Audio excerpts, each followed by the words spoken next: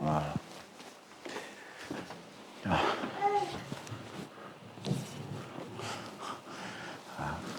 Encore quelques annonces. D'abord, j'appelle aux candidats pour le baptême. Puisqu'on en a un, il y a une personne qui a demandé le baptême.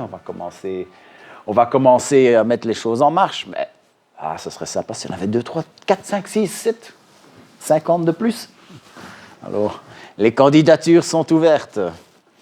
Pour ce qui est de la banque alimentaire, nous avons une petite banque alimentaire là-dedans. Elle est assez bien fournie par rapport aux besoins. Malheureusement, un peu trop bien. J'ai donné une assez grosse quantité la semaine dernière. Le problème, c'est que voilà, il n'y a pas beaucoup de demandes en ce moment. Ce qui fait que voilà, les choses vont petit à petit vers leur péremption. Donc, pour être sûr de ne pas jeter, voilà, même si vous êtes un peu moins que dans le besoin, vous pouvez aller voir Marcel. On va s'assurer que rien n'est gaspillé. Ça, c'est pour la banque alimentaire. Il y avait une annonce personnelle. La personne qui devait la faire n'a pas pu venir aujourd'hui. Alors, je vais en faire une à moi, alors. Je vous ai compté à 10 heures, quand on a démarré le culte. Si vous m'avez vu faire, c'est que vous étiez à l'heure, que Dieu vous bénisse. On était 39. 39. Ensuite, je vous ai compté pendant le moment de prière. Si vous m'avez vu faire, c'est que vos yeux n'étaient pas fermés. C'est pas bien, mais que Dieu vous bénisse quand même. Nous étions 86. Alors, j'ai fait un rapide calcul. 34%. 34% d'entre vous est arrivé à l'heure aujourd'hui. On va essayer de... Et si on essayait d'augmenter ce score, ce serait quand même bien, non? Mais que Dieu vous bénisse, quand même. Je vous invite maintenant à vous tourner vers 1 Corinthiens 12.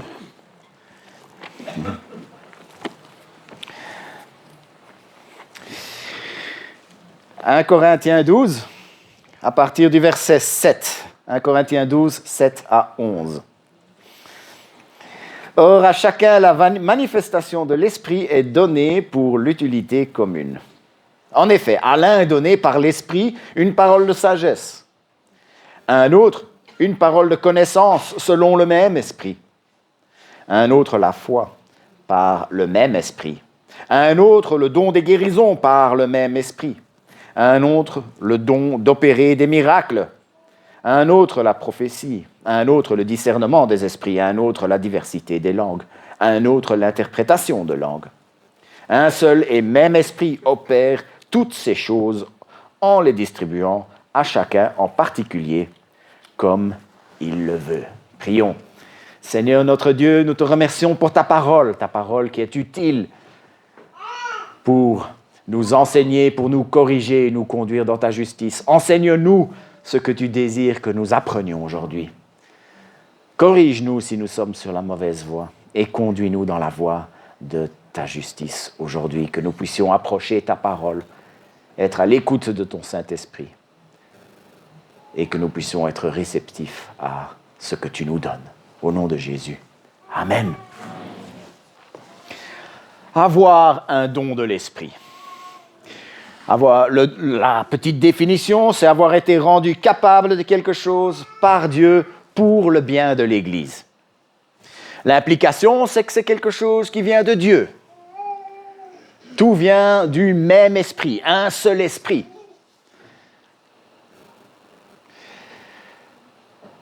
L'autre implication, c'est que ce n'est pas pour le bien d'un individu. C'est pour le bien de la collectivité en tant que corps de Christ. D'ailleurs, il y a tout un passage qui suit. On va y arriver petit à petit. Qui parle de ce que c'est être un corps de Christ. Les dons de l'Esprit font toujours partie de la vie chrétienne aujourd'hui. Les dons de l'Esprit resteront un moyen de grâce jusqu'au retour de Christ. Et quand je me suis plongé dans la réflexion par rapport à ce passage, il a plu au Seigneur que le jour même où j'ai commencé ce travail, je me suis assis avec 3 personnes de cette Église qui passent par des moments très difficiles dans leur santé. Je me suis rendu compte qu'il y avait moyen de pas mal s'embrouiller avec tout ceci, si on ne faisait pas attention. À un moment donné, je me suis rendu compte que la confusion peut surgir quand on essaye de chercher de l'uniformité. Quand on essaye de réfléchir par rapport au don de l'Esprit, on va dire que ça se passe comme ça, comme ça, comme ça, et pas autrement. Et c'est pour ça que j'ai fini un peu dans la confusion par rapport au don. Je m'en suis rendu compte, c'était il y a quelques années aussi. J'ai suivi une formation sur les médecines alternatives et sur l'occultisme, surtout. Et le formateur nous a dit, quand les gens commencent à chipoter avec l'occultisme, avec la sorcellerie, il ne se passe pas toujours la même chose. Moi, j'avais cru que tout allait devoir se passer de la même manière et je voyais que ce n'était pas ce qui se passait. J'en étais arrivé même à douter du monde des esprits. Mais lors de cette formation, j'ai appris que quand quelqu'un chipote avec l'occultisme ou avec la sorcellerie, ça peut se manifester de différentes manières. Il y a des personnes chez qui il ne se passe rien. Ça arrive. Il y a des gens qui ont des cauchemars, il y a des gens qui ont des dépressions, il y a des gens qui ont des visions, d'autres où ça se manifeste tout simplement par une difficulté à se focaliser sur Jésus et à mettre Dieu dans leur vie. Mais ça ne se passe pas que d'une seule manière.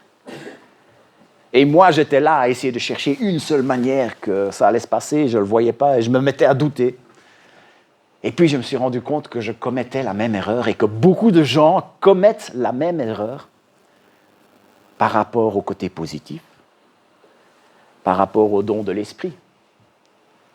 On se dit, si Dieu donne le don de la foi, par exemple, je vais prendre un de la semaine passée, ça va se passer de la même manière chaque fois, ça va se passer comme ça.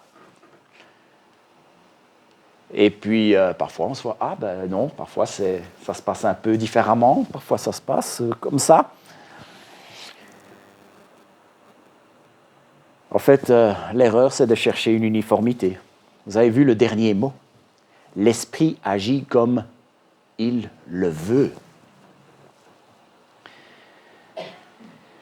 Toutes ces choses, c'est un seul même Esprit qui les accomplit, en les distribuant à chacun en particulier comme il le veut. Comme il le veut. C'est lui qui choisit comment ça va se passer. Pourquoi ne choisirait-il pas de le faire d'une manière d'un jour et de le faire d'une autre manière un autre jour? Il peut donner un don à une personne pour toute la vie, ou il peut faire le don juste pour l'espace d'un instant. Il fait tout pour notre bien et pour sa gloire. Il peut faire un don de l'Esprit de manière à ce que tous voient, ou le faire de manière à ce qu'il y ait une seule personne qui le voit. Il fait tout pour notre bien et pour sa gloire. Il peut décider de donner plusieurs dons à une personne et aucun don à un autre. Il agit comme il le veut. Il fait tout pour notre bien et pour sa gloire. Il est temps maintenant de reprendre où nous en étions dans la liste.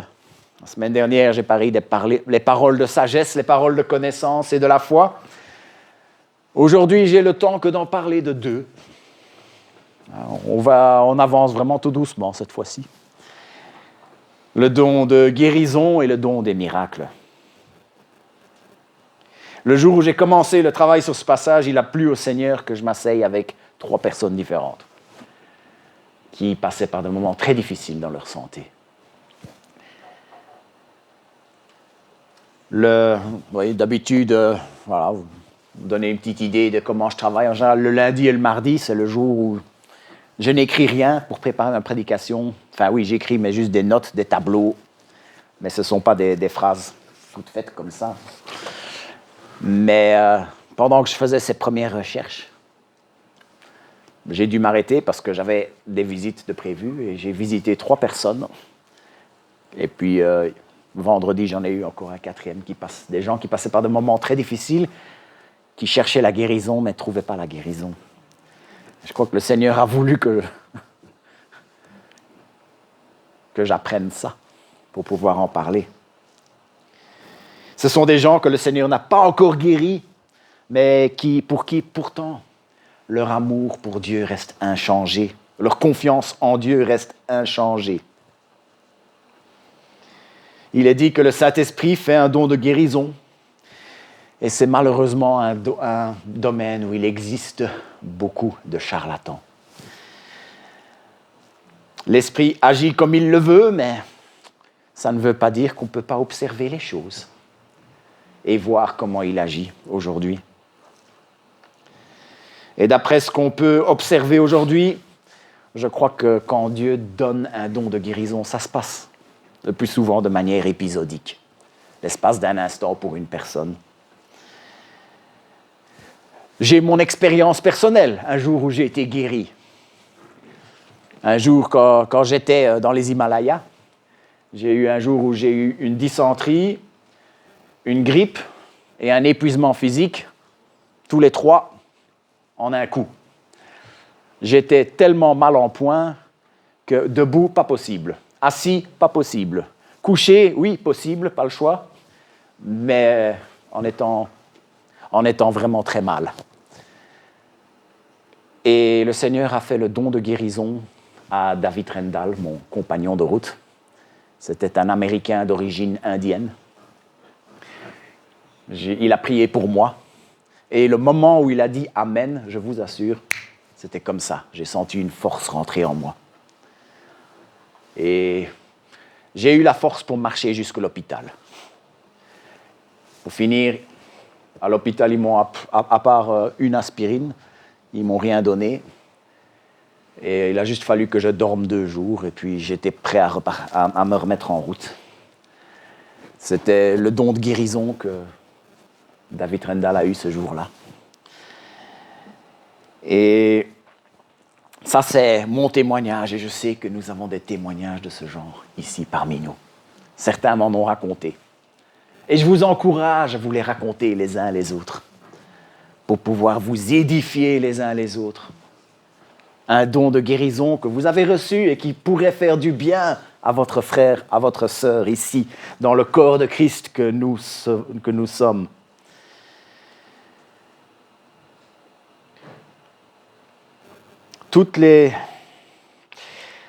Il y a quelque chose que Dieu a fait par le passé. C'était de faire un don de guérison à une personne qui, pendant toute sa vie, pouvait guérir des gens. Il l'a fait par le passé. Il le refera probablement encore à l'avenir. Mais je suis persuadé qu'il ne le fait pas aujourd'hui. Et s'il le fait, il ne le fait pas autant qu'on aimerait nous le faire croire.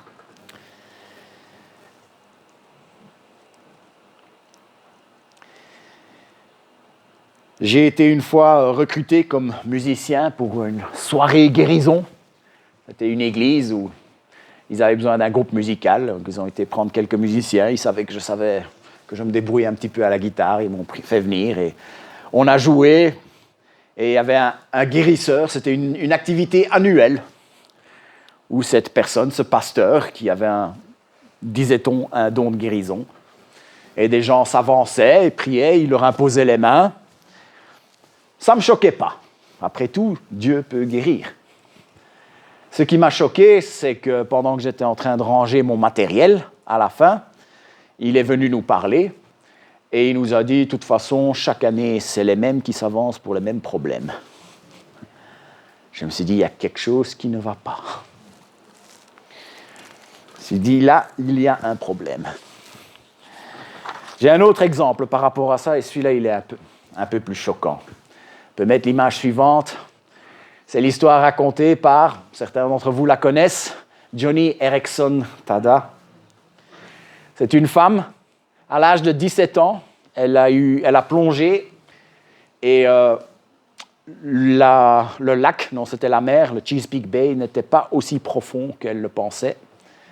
Et elle a eu une fracture des cervicales, rupture de la moelle épinière, et elle s'est retrouvée tétraplégique. Aujourd'hui, elle a 67 ans.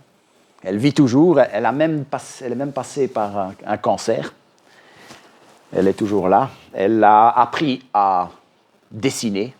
Elle a fait des peintures extraordinaires en tenant le pinceau dans sa bouche. Elle a chanté. Elle a fait plusieurs albums. Elle est devenue conférencière. Et elle a écrit une 40aine de livres. Mais il y a une histoire qu'elle raconte qui date des premières années de son handicap. C'est qu'il y avait une guérisseuse très connue qui passait dans la ville où elle habitait. Sa famille, un peu dans le désespoir, a dit « c'était une occasion à saisir ». Ça se passait dans le Hilton, magnifique hôtel, un énorme auditoire.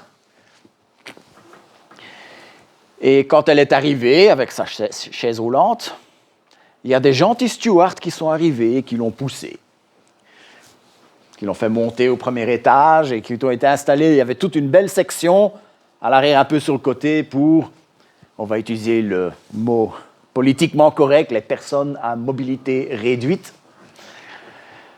Et la musique était extraordinaire, la prédication était puissante, et puis est arrivé le moment que tout le monde attendait, les guérisons. Là, ils ont assombri la salle, il faisait noir. Ils ont allumé un spot. Et le spot est parti sur un coin de la foule et des guérisons avaient lieu. Et puis, c'est parti sur un autre coin de la salle. Et il y avait encore des guérisons qui avaient lieu. Elle était assise un peu à l'arrière, un peu sur le côté, parmi beaucoup de chaises roulantes et beaucoup de gens avec des problèmes très graves. Et elle disait... allez, venez par ici avec le spot. C'est ici qu'il y a les vrais cas vraiment très difficiles. Et puis tout d'un coup, les gentils stewards sont arrivés. Et il dit, on doit vous faire sortir de la salle parce que les chaises roulantes vont bloquer le passage quand les gens sortiront. Elle s'est retrouvée en train de faire la file devant l'ascenseur avec toutes les autres chaises roulantes de gens qui partaient sans être guéris. Et elle entendait la réunion qui se terminait. Et la phrase qu'elle a dit, c'est « What's wrong with this picture ?» Il y a quelque chose qui ne va pas avec ce que je vois ici.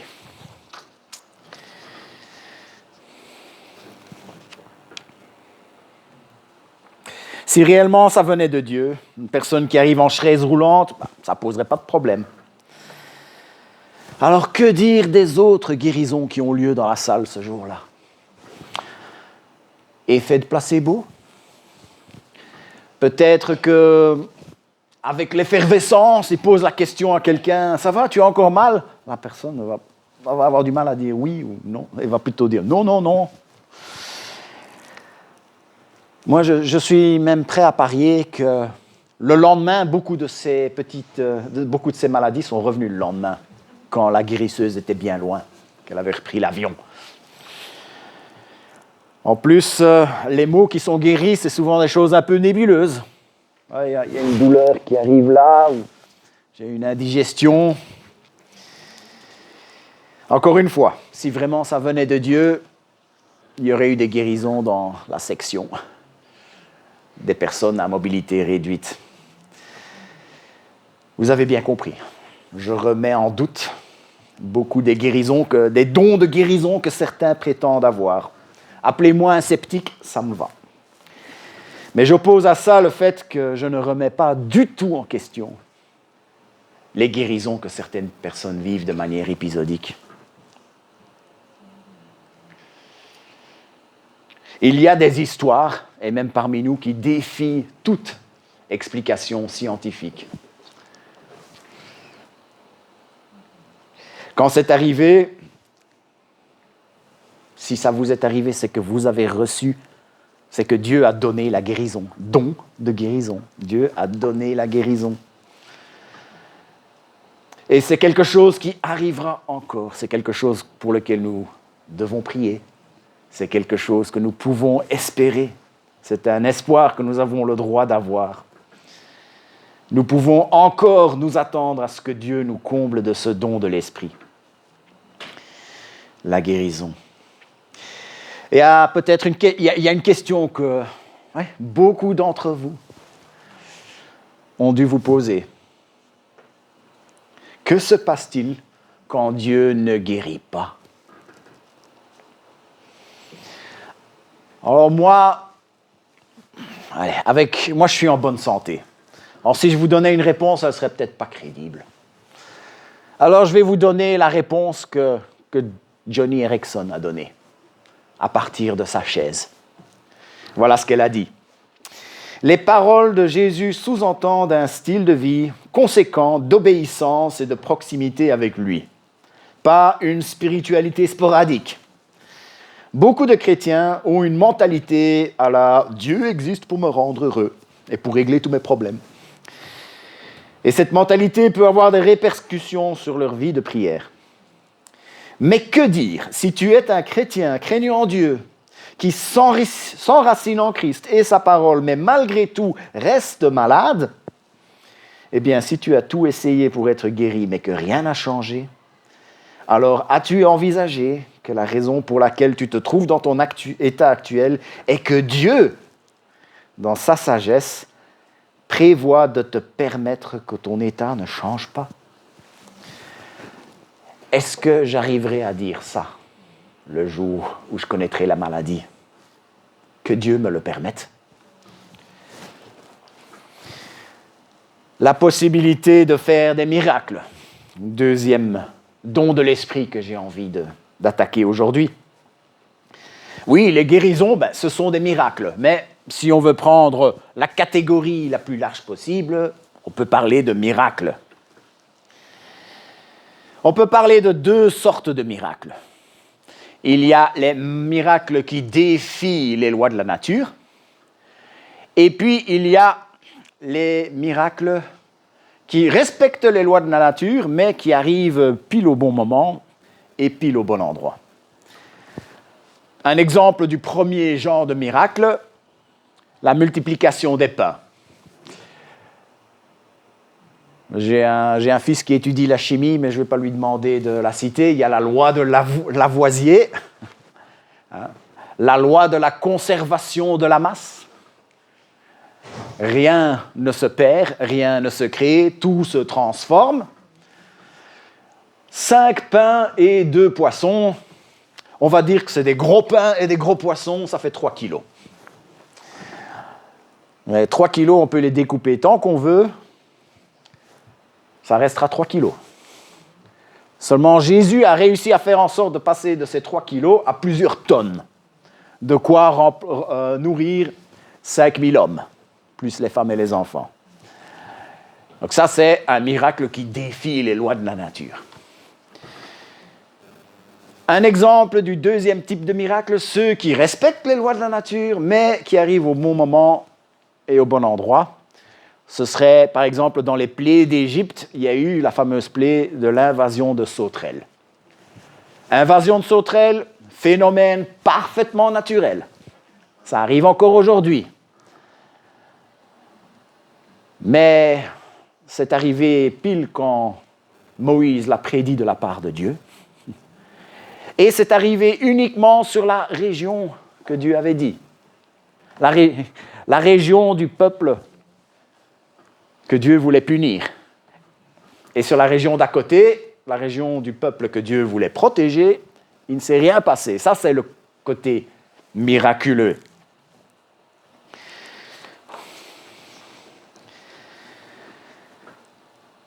Une chose qu'il faut savoir, c'est que les miracles racontés dans la Bible avaient une fonction. Tous ces miracles avaient deux fonctions bien précises. C'était une des sections de mon TFE, ce qui a fait que j'ai pu ressortir mon TFE d'il y a 8 ans pour en ressortir quelques citations. Ça venait pas de moi, c'est un mélange de plusieurs citations. Il dit, en venant sur la terre, Jésus a montré qu'il était capable de reprendre le pouvoir que le mal avait pris sur le monde à cause du péché et de ses résultats. Il établissait son royaume à la place de celui des ténèbres. Dieu est roi, là, maintenant. Mais il ne met pas toujours en œuvre ses muscles de roi. Plutôt que de complètement éradiquer le péché et ses résultats par ses miracles, il donne aux chrétiens un avant-goût, un acompte de ce que sera le royaume de Dieu et sa plénitude. Les miracles de Jésus et des apôtres étaient un avant-goût du royaume de Dieu qui s'était installé. Et nous avons aujourd'hui toutes sortes de choses qui sont un avant-goût du royaume de Dieu qui s'est installé. Mais peut-être un peu moins les miracles qu'à l'époque de Jésus et des apôtres. Puis il y avait une autre fonction des miracles de Jésus et des apôtres, c'est que ces miracles validaient sa personne et son œuvre. Voilà comment Johnny Erickson l'a encore dit, qui a expliqué ça. Les miracles avaient une place bien particulière pour l'époque de Christ, parce qu'ils prouvaient qui il était et qui il prétendait être, celui qui avait été promis à Israël. Les miracles avaient une place bien particulière à l'époque des apôtres, parce qu'ils prouvaient que les apôtres aussi étaient ceux qu'ils prétendaient être. Les hommes spécialement choisis par Christ pour mettre cette Église naissante et chancelante sur ses pieds. Il n'y avait pas de Nouveau Testament à l'époque des apôtres. Le Saint-Esprit a donné à ses dirigeants choisis des prophéties, des révélations, la possibilité de faire des miracles pour combler les vides en attendant que tout le message du Nouveau Testament puisse être mis par écrit. Ce message que nous avons dans son entièreté et qui est suffisante pour nous aujourd'hui.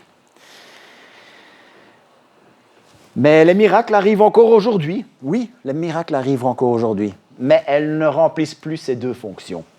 Les miracles qui arrivent aujourd'hui sont un don de l'Esprit. C'est quelque chose qui est donné par Dieu pour notre bien. Et encore une fois, je vous encourage à vous édifier les uns les autres, à vous donner de la force les uns aux autres, à agir comme un corps, le corps de Christ, en racontant les miracles que Dieu a faits dans votre vie. Et ainsi, vous allez pouvoir vous enrichir les uns les autres par les dons de l'Esprit. Je vous ai raconté ma guérison, je vais raconter mon miracle. Je l'ai déjà raconté, mais j'aime encore la raconter. C'était le jour où mon patron m'a appelé, a décidé de mettre fin à mon contrat et qui a décidé de me payer une compensation qui m'a aidé à terminer mes études et à me lancer dans le ministère à plein temps. C'était un miracle parce que quelques jours auparavant, j'avais décidé de faire le pas de la foi avec Anne, de démissionner et de vraiment prendre le risque. Et puis, cette chose est arrivée, juste au moment où il fallait. Un miracle qui nous a beaucoup encouragés.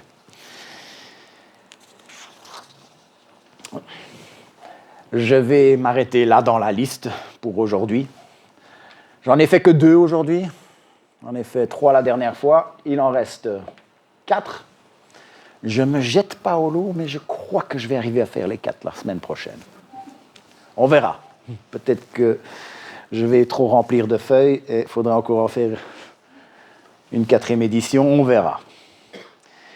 Mais ma conclusion, je vais la résumer à ceci. Cherchons le juste milieu. Il y a 2 erreurs que nous ne voulons pas commettre. La première, c'est de voir des guérisons et des miracles partout.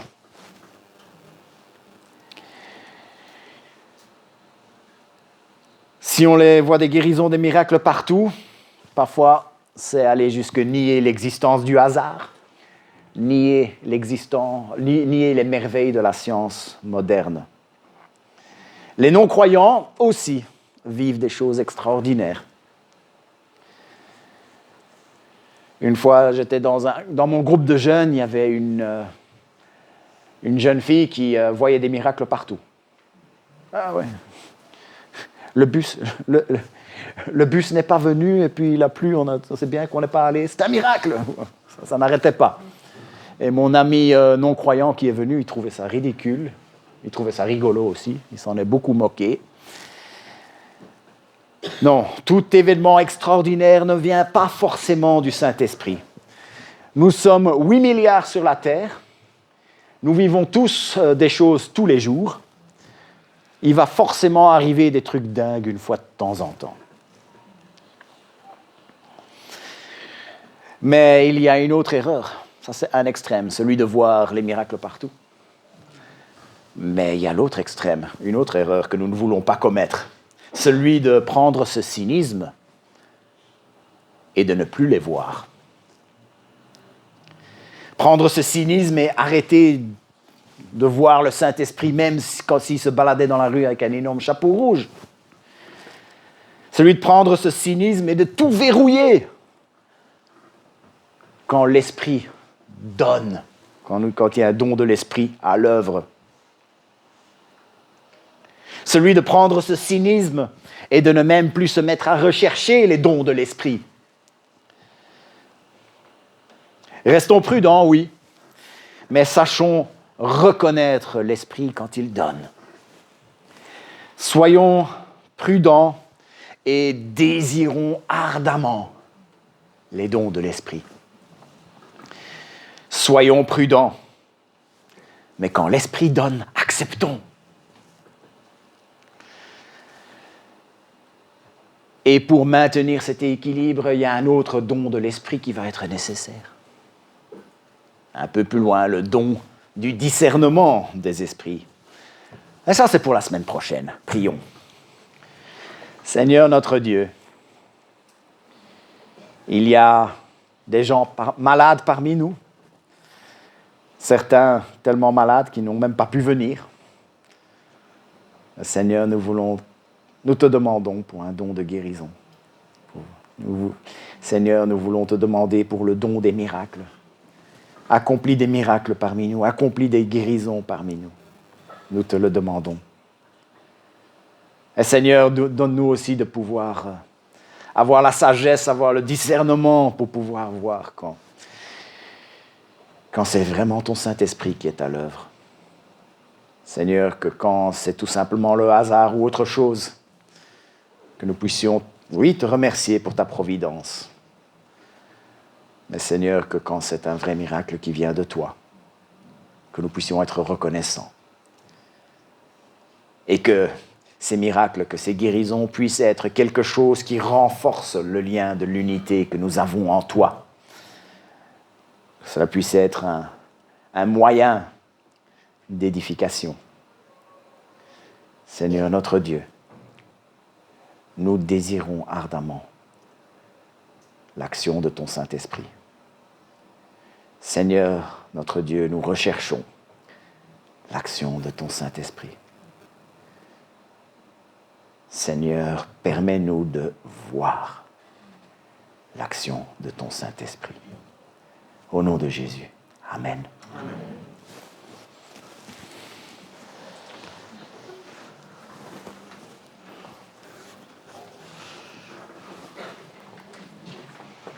Amen.